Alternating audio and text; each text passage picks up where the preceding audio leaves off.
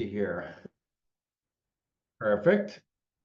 So just as a quick show of hands, the folks that are here, how many are doing qualitative analysis or have not started yet? And how many kind of in the middle and maybe have some questions about it? So if you put that into the Melissa, into the chat or into the Q&A, sorry. To the chat. Yeah, you don't need to raise your hand. You can just type it in the chat. Okay, just so we can get some sense of that. Also, I would say for those that are stuck in the middle of it, because lots of questions kind of emerge, feel free to ask those questions either in the chat or in the Q&A. I mean, my goal is to help folks move through the qualitative analysis. So if in the beginning, I'm going to show you the whole arc of one way of approaching it. But if you may be stuck and say, what do I do with all these codes, or how many themes should I have, or things of this sort, I'm happy to discuss that as well. Okay. So do we have any sense of that, Melissa, of how many are in the middle of a analysis or planning to and just getting more information? It's a bit split. Some people are right in the middle, some people are just learning. They don't have data yet, so. All right. Well, for those of you who are just beginning, listen to the people's questions about the ones that are in the middle, because you're going to come to that at some point. But I do definitely want to invite those in the middle to really ask those substantive questions, okay? For those new folks that are coming down the pike. So, all righty. So let's first talk about well, before we talk about formatting, I think, and getting things going, let me start with the end. At the end of the day, let's just say we're doing a phenomenological qualitative study. We have lots of, let's just say 10 interviews. So at the end of the day, what we want are kind of themes that are representative of the phenomena that we're studying. So you want themes there. You want those themes tied to your research questions, okay, or study aims. And then you're going to want, supporting excerpts, okay? In my dissertation, for example, we were studying, markers of change in psychotherapy. We said, this is a theme, okay? They are, talking to themselves back and forth. And that was indicative of a stage that they're kind of getting to in the process of psychotherapeutic change. Okay, that was a marker of change. We had that, equal weighting theme. We had a description of that. Voices are talking to each other, or feel like you're negotiating with yourself in some ways, or that experience, talking back and forth, and then several excerpts. Okay, that supported that. So just to keep that in mind, because I think some people will get caught up with, well, how many codes should I have, and all these other kinds of questions, that I think we need to stay focused on the research question at hand, the themes that are helping to address that research question, and then the description of those themes with excerpts. So, okay. With that being said, let's talk about getting that data into, and we'll do this for real in a moment, but getting that data into the tool or into a tool. Okay, I'm going to be showing Intellectus Qualitative, but it goes for probably any tool. All right. So the basic way that this happens is that if I have 10 interviews, I have interview number 1, interview 2, and so forth, and I put the entire interview in. But that doesn't, when it comes to AI, okay, which I'm going to show you, it doesn't necessarily have to go in that way, okay? So it could also go in by, it can go in by interview. It can also go in by interviewer question. So perhaps, I only have a few questions that I'm asking, and I only want the so let's just say I have 3 questions, okay? 3 interview questions, okay? All right, and I maybe want just themes related to each of those questions. So I might well just make up 3 separate projects. I'll have 10 transcripts with 10 people, only of interview question 1 responses. And a second project, only with interview, okay, question 2 responses, and so forth. So I'm really restricting where AI is going, all right,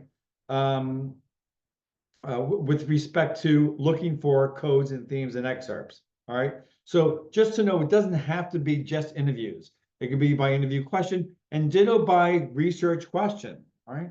So my first research question is dealing with the first 3 semi-structured interview questions, okay? I'm going to create a project just for research question 1 that only have the responses of each participant for those first 3 interview questions. I hope this is making sense. So just to know, it doesn't have to be put in just by interview, the entire interviewee. Okay, so let's get logged in, and you can use this link, okay? If you have problems with that, again, everyone's here to help you. Okay, we have a nice crowd out there. Thank you all for joining. Appreciate you showing up. And I'll be looking for questions, okay? So, all right. Okay, so we get logged in. While you're getting logged in, okay, over here, and then that's going to also be in the Q&A, that link. Okay, I want to just briefly, particularly for those just beginning, or for those who are adding in the middle of a project, but are adding to it, all right, I want to talk about an inductive thematic protocol. So I'm going to show how we can upload data, okay, or audio that can be transcribed, okay? All right. No matter what you're doing, even if you've conducted the interviews yourself, for sure you want to have read these things and have command of those things. Why? Why would you want command of those things? Well, you don't know if those themes make sense, those codes make sense, unless you have that fluidity with that data. So you're going to want to have command of that, okay? All right. The first AI task, okay, is to get codes. What happens there? The inductive process in Intellectus Qualitative is to excerpt codes, excerpt or get excerpts, okay? All right. Or excerpt passages, okay? So we're excerpting from an interview, okay? Be it the whole interview or part of an interview, okay? Then it's going to combine and collapse similar excerpts and then generate a AI suggested code name and code description, step 1. Excerpt, combine, describe, okay? And then you're going to have to go through those and make sure they make sense to your brain, okay? All right.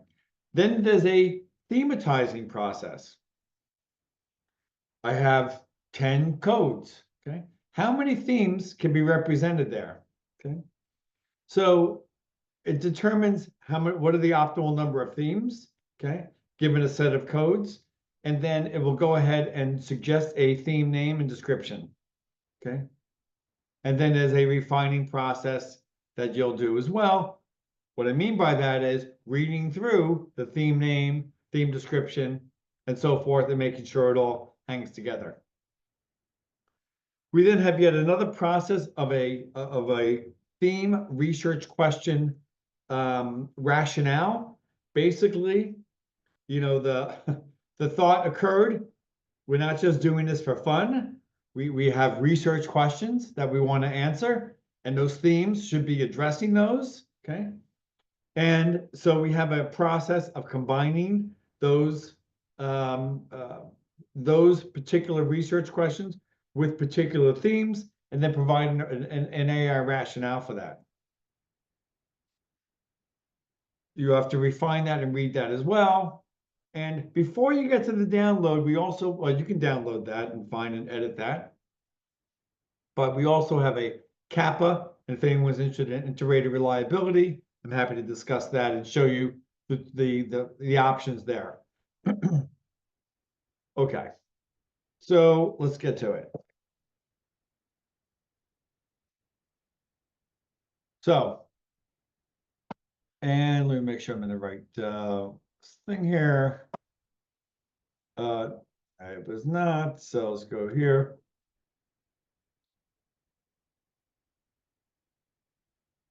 Okay. So let me just go ahead and go through that arc. Unless someone really has data uploaded, I don't see that anyone has shared any projects. Did someone want to email me some transcripts? So I'm happy to demonstrate this inductive process with your data. If someone has a set of interviews, let me kind of move my stuff around here so I can. Okay, it looks like, nope. Okay, I don't see anyone at the moment that has that. Okay, so with that, let's go ahead and I'll just take it from here. So everyone who gets logged in, you can go ahead and create a project, okay? And there's a sample project, okay? And I'll just take nursing transcripts, okay? And you can see the transcripts are sitting here, okay? Now, you could also have gone here and gone and uploaded files here or uploaded audio or video, okay? All right, so know that those options are there. That's how you get data in. All right, so so just to go back, you create a project, you can go to new project, name the project, okay? All right, and then add research questions, and then create a project, and then upload data. New project, name the project, add research questions, add data. Okay. So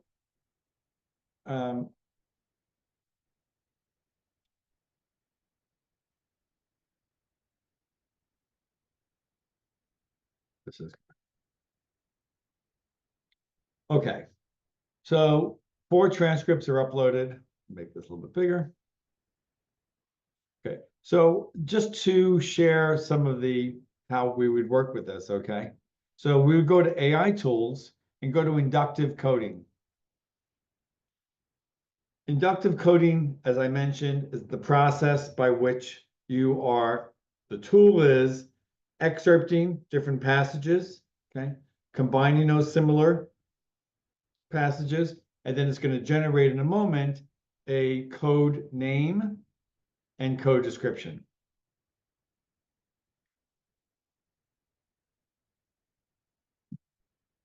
And it takes just a moment.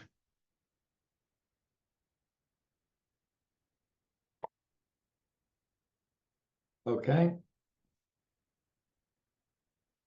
By the way, it may seem like well, it is taking a few moments, but whether it's 4 interviews or 400 pages of interviews, it's about the same time. So it doesn't take that much longer to drill through a tremendous amount of data, which would take most people a month or 2 months, even working pretty rapidly.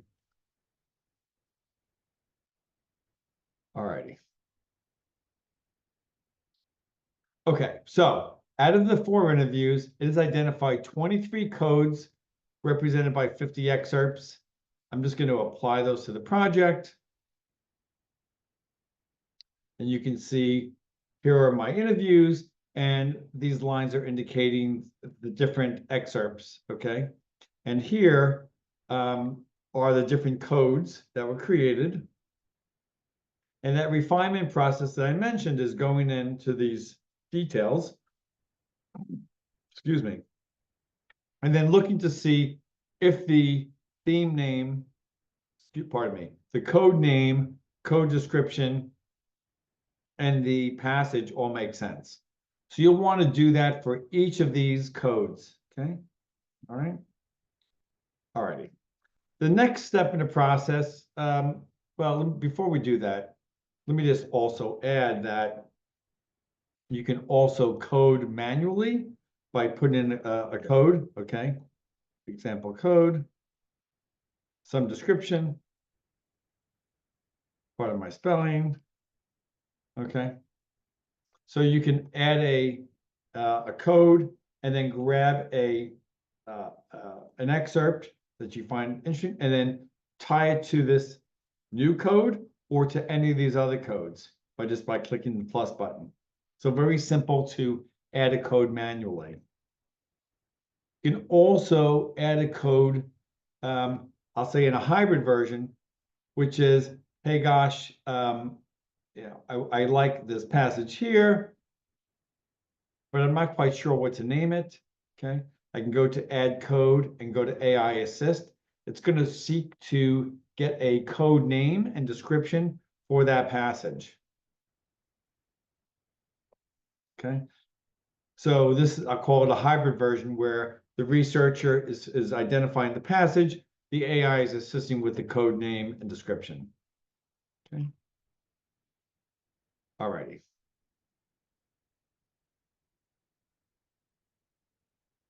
So we have a manual coding process, a AI naming of a code, and a full-on AI excerpting and coding.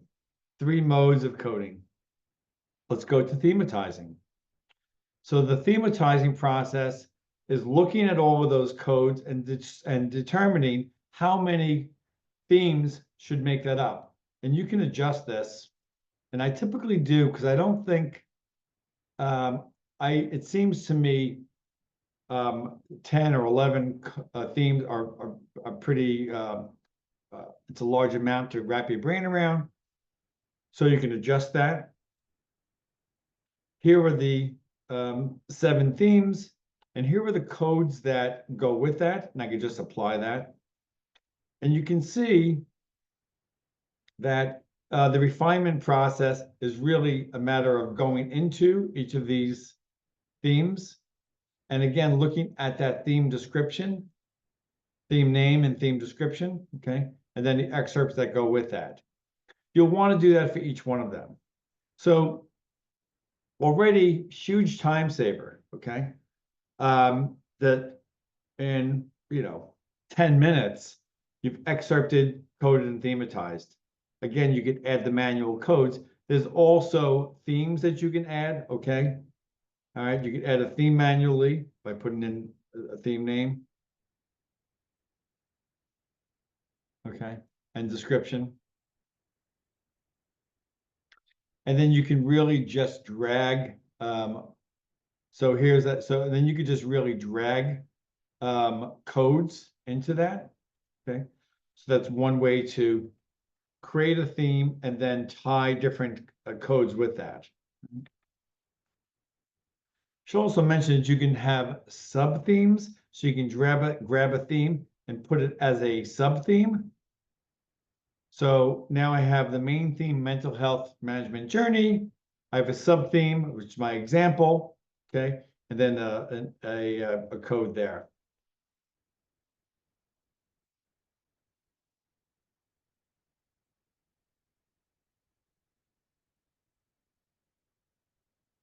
There's yet another way of adding themes, and it's with the AI assist. And you can go ahead and select different codes and have AI generate that theme name and description, okay?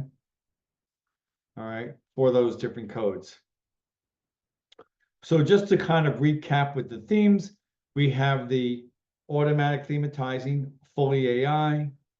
We have the manual theme, purely manual, naming, describing, and then moving codes into it, okay, all manually, or the AI assist, where analogously to the coding, to the hybrid coding option, that I can be selecting particular codes, and it's going to help me with that naming scheme. So 3 ways to code, 3 ways to thematize. All right. Let's get to some insights here. So I like going right to the bar charts. And I like the theme, the theme bar chart. What that tells me is several things. So I have my themes listed here, okay, on the y-axis. On the x-axis is the number of excerpts represented in that theme. And then I have a color-coded description of my interviewees. All right, so interview number 1, okay, contributed 5 excerpts, okay, to that theme, mental health management. All right. In the second part, the interviewee depression number 2 contributed 3 themes, and so forth. So what this tells me is that I have everyone is contributing to this theme, all 4 individuals, and I have the number of 18 excerpts that are being contributed to that. By the way, I like that, okay? I like that theme because of the representativeness, both in excerpts and representativeness in terms of interviewees, okay? This, don't like as much, okay? Induced decision paralysis, I'm not saying delete it immediately. All I'm saying is it's not represented in the other interviewees, and there's only 2 examples of that, okay?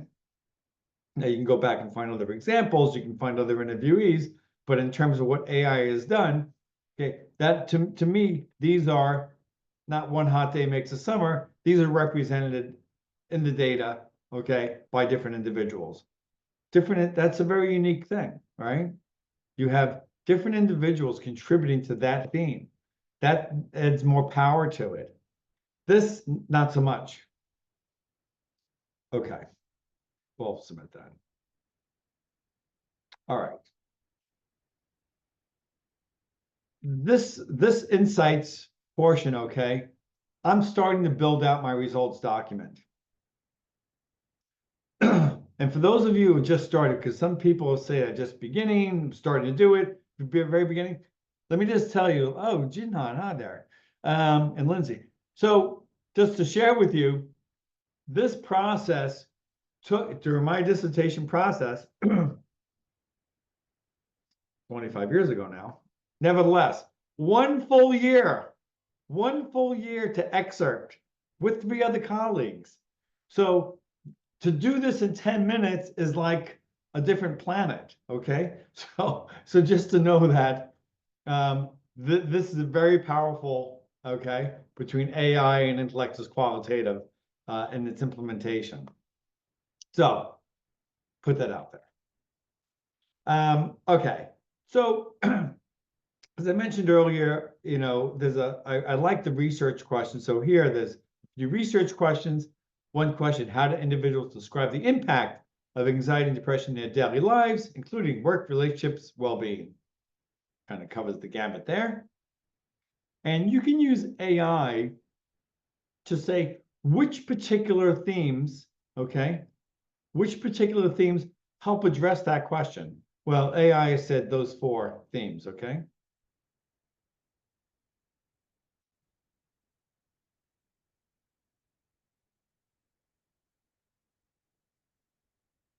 So what is here is, here is my research question, and here is my first theme, okay?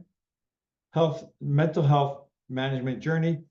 What's provided here is the rationale for why that theme and that research question go together. Okay? So that's a good start, okay? How does the question, each research question tie to a theme? Now I want to do a deep dive into mental health management journey. And I would go to theme description. Okay. All right. Mental health management journey. You can grab a few excerpts.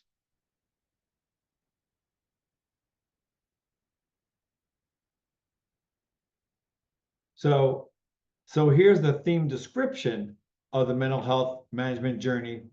Okay. Theme. And then here is the description, okay, of that theme. So, and then all of this can download to an editable Word document. That's going to get you a heck of a way down the road here, okay? So the quick recap is we've created projects. Okay. Now I have to be able to find the one that I had there. I think it was psychology. All right. And then and then I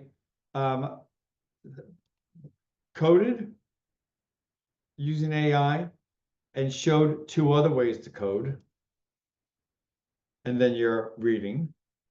I added themes using AI and then showed you 2 other ways to add themes. Okay. And then I visualized the different themes and the representativeness of participants and the representativeness in terms of excerpts. Then I showed you how to tie the research question to the theme, okay? And then I went and showed you how to describe the theme more fully, name the theme, okay? Describe the theme, and then those excerpts that go with it. So I think with that being said, that's a good heck of a start, okay? We're only here, 20 minutes. You might well have a draft and you can see how easily it would be to go through it. I mean, look, I do want you to go through the codes and the themes, okay?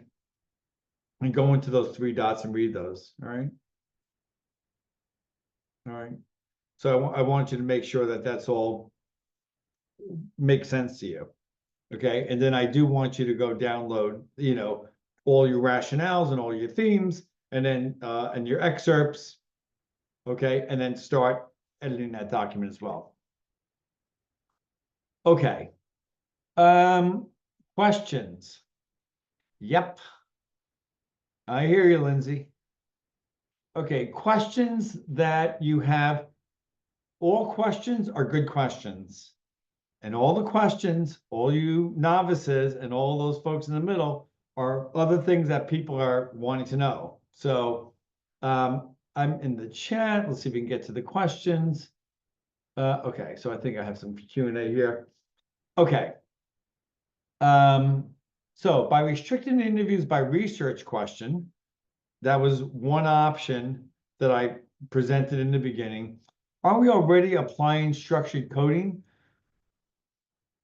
when I want instead open coding to start and keep it inductive? So, for these things, I would say do both. So yes, we are applying structuring, okay?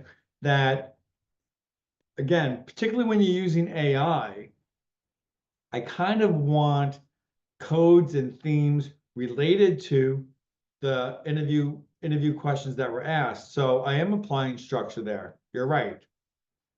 And gosh, it takes, another 15 minutes to make another project or a few other projects and do it with everything and see which, maybe there's a response from another interview question that ties to that theme. That's fine. So you can do that. Themes across each interview question or themes across all interview. Okay, themes across each interview question or themes across all interview questions. Well, that's the question. Okay, that is the question. So yes, I would say play with it both ways. Again, much quicker, much quicker. And if you have Sadita, if you have data, share it and or send it along.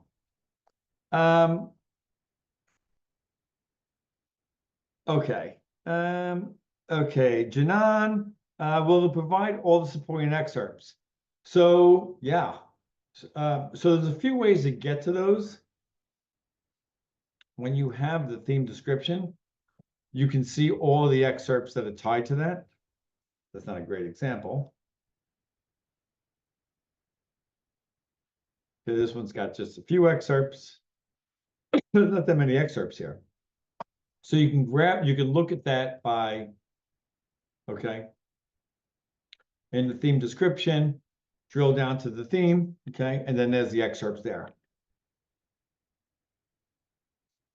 You can also look at excerpts in the excerpts tab. And here you have all the excerpts, and you can drill down into it by the codes. I think you just filter by code.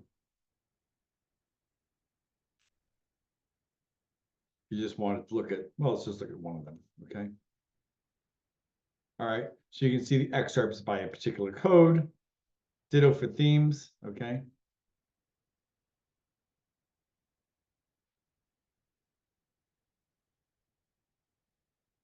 Turn it diesel. Okay, so here are all of the themes, excuse me, here are all the excerpts related to the theme, okay? This is a good section, by the way, because when you have those themes, okay, for your results, you want representative excerpts. In fact, when you do integrated reliability, it's using the theme and the excerpts and making sure that they gel together. Said another way, the integrated reliability, or the kappa, is basically looking to see if raters can tie those excerpts to that theme in a reliable fashion. All right. So you want descriptions or excerpts that represent that theme. Can the AI tool link relevant AI generated codes generated to manual codes?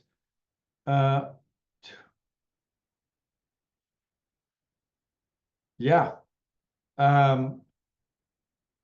So the use case there, Sean, is, so if I get that, let's keep that up there for a minute just so I have it. So basically what you're saying is this.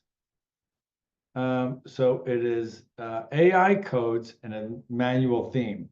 So I'm going to go to my manual theme, okay? All right, and description.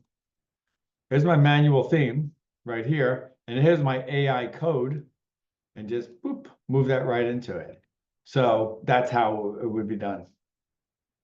Thanks for the presentation. Thank you. Is it feasible to compare results of qualitative thematic analysis in two data sets addressing the same research questions? The short answer is no.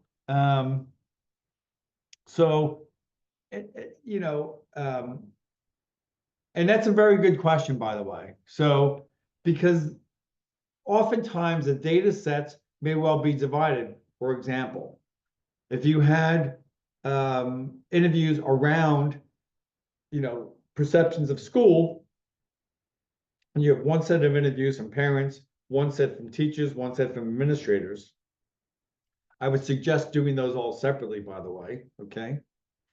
And then you'll have three sets of results. And then I would just, create three columns. And I would have, theme number one, okay? And it's represented by each of those three groups, or perhaps just by parents. Theme number two, by parents and teachers, okay? And so forth. So I would just make a nice grid with the participants or your data sets on the columns. And my example would be teachers, parents, administrators. I would have the themes on the rows and then endorsing those as they go through. And that's a nice, interesting table because you get to see where there is similarity in themes across, right? Like caring about students, that should be across all of them, right? And then others where perhaps it's just one of those three groups or two of those groups. So that's how I would do it. But I would do them separately for that. I think I'll just add that when you do these three separate projects, for teachers, parents, administrators, some of the theme names may not be exactly the same. So you're going to want to make sure if they're close enough, okay, perhaps I'm going to rename that theme that captures both teachers and administrators, for example. But I would definitely do that. So there is a little bit of work. There's no automated way to do that at the moment. I like it. I think there's use cases for that. But at the moment, no. Is there a specific format to upload the interviews? So we talked about that in the beginning, which was you could upload it by the interviewee. You can upload it by particular questions of the interviewer, or you can upload it by the particular research questions of the researcher that might be asking the interviewee several interview questions.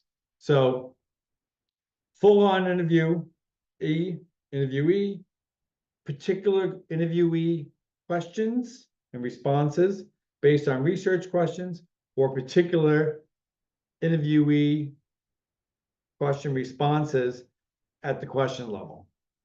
And it's really, it is an important thing,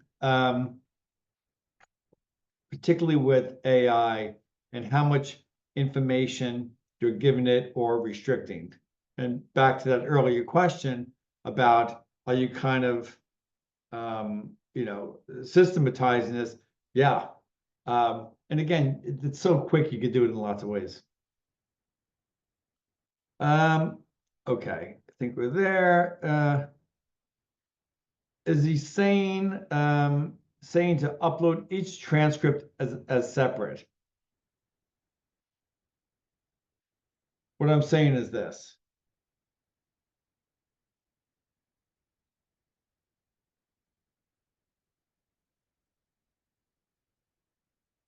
What I'm saying is this, that this is about that's best. Okay. What I'm saying is this, is that if this is all, so this is one interviewee, okay? Anxiety interviewee number one, and I've been and each individual, I've uploaded their entire transcript. That is a very common way to do it. Upload, you have 4 interviewees, upload each of their things. However, if this question referred to RQ1, okay, and this question referred to RQ2, and so forth, I might create a project for just RQ1 with just their responses. That's going to be anxiety interview number 1, RQ1, and have one project with only the responses to RQ1 question. Okay, and then I'm going to create another whole project for RQ2 and so forth.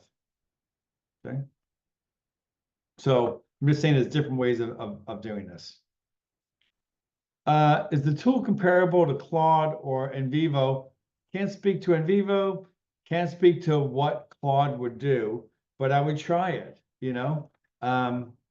that's fine. I mean, I would just go in there. I think I don't think. We spent a lot of time on the prompts and how these things are done. I think that's the edge of it, okay? But yeah, I mean, I think you can try these all with any of the Gemini and Claude and all of them, okay? Okay. All right. Do we need to cite the use of AI when applying to our data collection? Great question, Lana. The jury is still out on this, okay? I don't think that, I think we'd like you to cite intellect as qualitative, okay? So that's the tool that you're using as you would other tools, okay? That's something. But I think at the end of the day, you know, you're the one in charge here, okay? So you're the one editing that name, okay? Okay. You're the one editing that description. By the way, there are tools to detect AI, right? They know whether that's an AI-ish generated description. So you're editing all of these things. I would just consider all of these suggestions, complementing perhaps manual ways of thematizing. Edit those names. That's your edits. Those are the actual excerpts. No problem there. So no, I don't think you need to, again, cite the tool as you would intellect as statistics or intellect as lit review coming out or intellect as qualitative and so forth. If I create multiple projects for each research question, how can I merge the codes to see if any responded across research questions? I'd probably do it at the theme level, not at the code level. And then I would probably download for research question 1, here are the 5 themes. Research question 2, here are the 8 themes. Here's where they overlap. Here's where they're separate. So that's how I would do that. Other questions? You're welcome. I will say also that for the qualitative tool, we also have courses available that for all the faculty, they're comprehensive. They go behind your LMS. Grades go to grade books. It's affordable. It's something on the order of $8 something. And then there's different lessons to be had here. Okay. So just to know that's out there. Just to give a shameless plug that there also is a quantitative tool called Intellectus Statistics. And in that, in that tool, they have plain English analyses and interpretation, okay?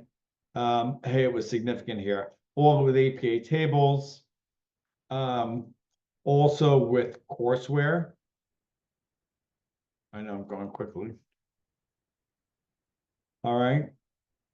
There's different lessons that you can select. And then in about a month, we'll have Intellectus Literature Review. I know all you folks that showed up and probably passed the lit review, but tell your colleagues, stay tuned, okay, that's forthcoming. Okay, other questions? Let's see here. If you uploaded 2 transcripts, okay, and had the AI tool coded inductively, would the results of those 2 transcripts change after you uploaded and code 6 more transcripts? So the codes and themes that you have will stay. When you upload additional transcripts, and if you ran AI, yes, it's going to add additional codes and themes, but not take away the ones that you had. Okay. Other questions about any of the what's happening here? I'll just say you could add memos, okay, on the fly. Okay. There's different code books that you can import and export. Okay. So if you have a priori codes, for example, in inductive fashion, wrong data set. Let's see if we try this. All right, so this is a downloaded code book with the, and let's just do this. I want to merge and center. Oh, Okay, that didn't work so well. Sorry. Let's just start wrap text. Okay. So for the themes, you have the theme name and theme description. Okay. When it comes to the codes, you have the code name, code description, and then the theme that it's tied to. So there's code books to be had. Faculty get free trials, free training, free demos for you and your colleagues. Okay. Melissa, are the other kind of broad things that would serve faculty and or students, but other things at the moment?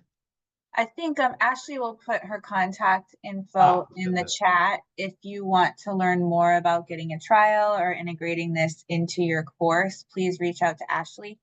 We'll also put Samantha's info in there. If you're a student and you need any assistance, we can get you set up for a consultation to learn more about your project. And then we'll send the recording to everyone after this. So you'll have that, and then you'll have access to this tool through the end of the day today through that link that we sent. Terrific. And then here's just to kind of reinforce that. If you want to take a picture of that or QR code it, Samantha for students, Ashley for faculty, Melissa for general, phone number, websites, and QR code to schedule. All right, I think with that, unless there's other kinds of burning questions, particularly people who haven't asked, are the courses free? So the courses are a nominal fee. As I said, it's, it's an extra $8 or something. Are you student or faculty? And then that would go to either Samantha, if you're a student, and Ashley, if you're faculty, and they can discuss adoption. Does faculty have to be only based in the US? We do not discriminate against the globe. So no, you don't have to be in the US. Where are you, by the way? I am curious, Sadida, where are you located? What part of the globe? All right, hopefully you'll get back to us with that. All right, I think with that, we're gonna wrap up. Thank you all. Thanks for attending. You, as Melissa mentioned, you will get the recordings. You'll get updates on other webinars and workshops coming up. Please share with other people. We count on that. We look forward to seeing you all next time. And with that, I'll say have a great weekend. All right, bye-bye.